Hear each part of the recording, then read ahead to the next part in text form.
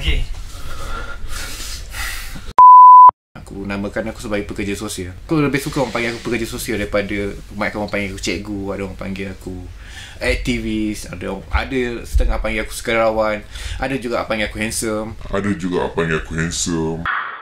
Tapi tak apa suka. Aku suka orang panggil aku pekerja sosial. Jadi sebenarnya jujur aku tak pernah tahu pun pasal kerja sosial sebelum aku ambil kursus kerja sosial.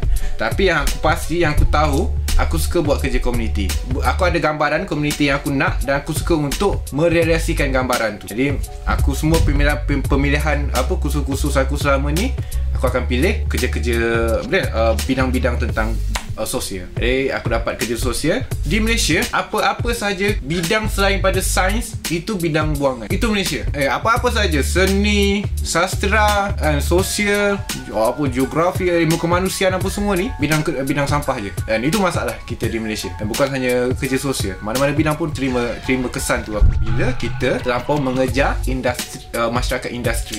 Bila aku masuk kerja sosial dan aku berminat sebab kerja sosial mempelajari semua teori-teori sains sosial yang lain. Kami kena belajar teori sains politik, kami kena belajar teori ekonomi. Bukan belajar secara mendalam, tapi kami belajar secara umum lah teori. Tapi kami belajar benda tu. Untuk faham tentang manusia, kena faham benda tu. Psikologi, sosiologi, ekonomi, politik. Kami didedahkan benda tu. Bila kami ada asas itu, kami tahu kepentingan bidang-bidang yang lain. Sebenarnya pekerja sosial sangat faham setiap bidang-bidang. Sosiologi, politik di mana tempat dia, psikologi di mana tempat dia, ekonomi di mana tempat. Kebanyakan bidang-bidang yang lain dia cuma mengkhususkan bidang dia saja, sampai kadang mereka terlupa bidang dalam skop sains sosial tu. Banyak lagi skop bidang selain sains sosial tu yang penting.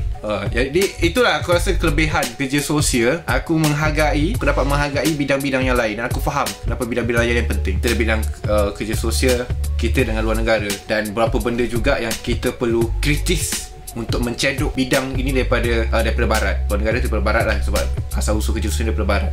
Jadi kita perlu kritis juga untuk mengadaptasi dengan sosial budaya kita. Perlu kritis dalam masa kita nak menjadi pekerjaan profesional di Malaysia yang masih awal. Pada masa yang sama juga kita perlu kritis untuk membentuk bidang ini di negara kita. Kita menuju ke dalam masyarakat yang menggila. Kita belum